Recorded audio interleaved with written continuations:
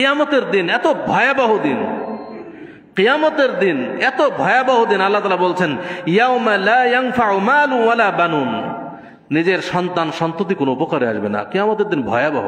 মা, যখন আপনি দুনিয়াতে ছিলেন, দুনিয়াতে থাকতে তো আপনি আমার জন্য জীবন দিতে প্রস্তুত ছিলেন, সর্বদাই আমার জন্য জীবন দিতেন আপনি।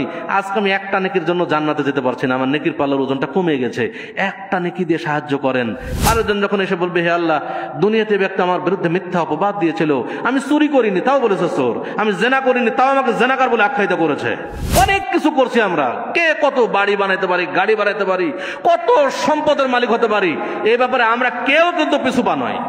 কিন্তু পরকালীন সফলতার ব্যাপারে আমরা উদাসীন। যখন মারা যাব তখন কিন্তু আমরা আফসোস করবো যে হ্যাঁ, এত কোটি কোটি টাকা সম্পদ রেখে আসলাম, এটা না রেখে যদি কিছু করে আসতাম তাহলে আমার আজকে কতই না সুখ আরামের জীবন লাভ করতাম।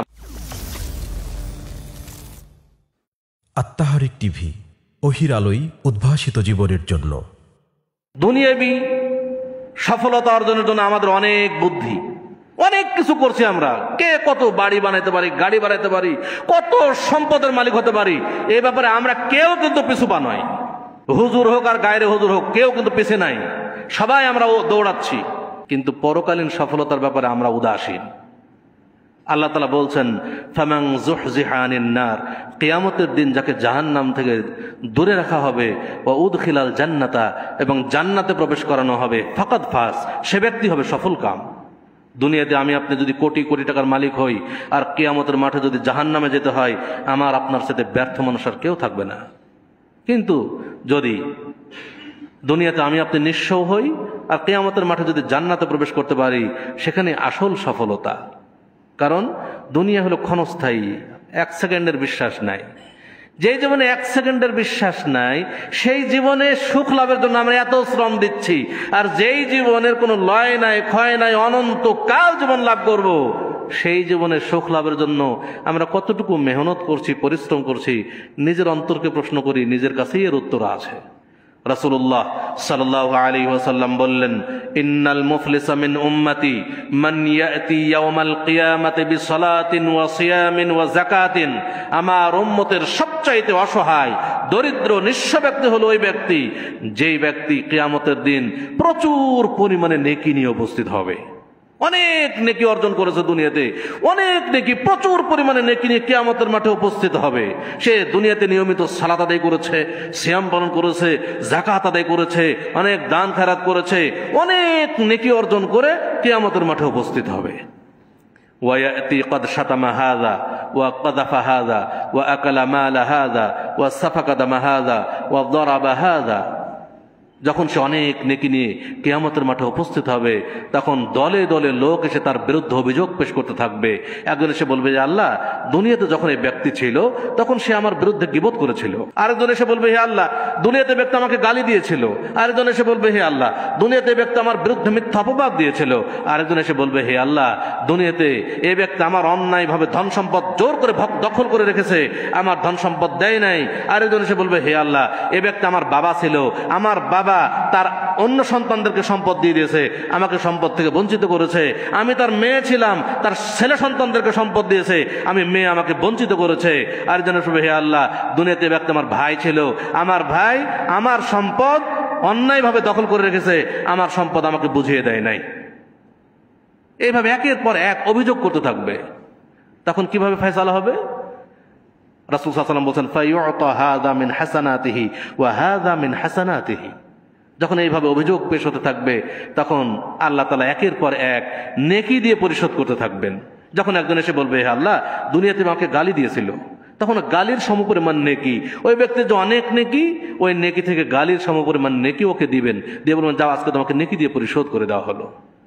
আরেকজন যখন এসে বলবে, হে আল্লাহ, দুনিয়াতে ব্যক্তি আমার বিরুদ্ধে মিথ্যা অপবাদ দিয়েছিল, আমি চুরি করিনি তাও বলেছে চোর, আমি জেনা করিনি তাও আমাকে জেনাকার বলে আখ্যায়িত করেছে, তখন আবার ওই পরিমাণ নেকি, ওই ব্যক্তির যে অনেক নেকি আছে তার থেকে ওই পরিমাণ নেকি নিয়ে তাকে দিয়ে বলবেন, যাও, আজকে তোমাকে পরিশোধ করে দেওয়া হলো। এইভাবে একের পর এক নেকি দিয়ে পরিশোধ করতে থাকবেন। ফাইন ফানিয়াত হাসানাতুহু, এইভাবে নেকি দিয়ে পরিশোধ করতে করতে যখন নেকি শেষ হয়ে যাবে, অত অভিযোগকারী আর এখনো শেষ হয়নি, অভিযোগকারী আসছে অভিযোগ করতে, কিন্তু নেকি দিয়ে পরিশোধ করার মতো আর নেকিই নাই। তখন কি করবেন আল্লাহ? উখিযা মিন খাতায়াহুম ফাতুরিহাত আলাইহি সুম্মা তুরিহা ফিন্নার। যেহেতু নেকি দিয়ে পরিশোধ করার মতো আর নেকি নাই, সেহেতু যারা অভিযোগ করতে আসছে অভিযোগ সমপরিমাণ পাপ তাদের থেকে নিয়ে ওই ব্যক্তির ঘাড়ে চাপিয়ে দিবেন।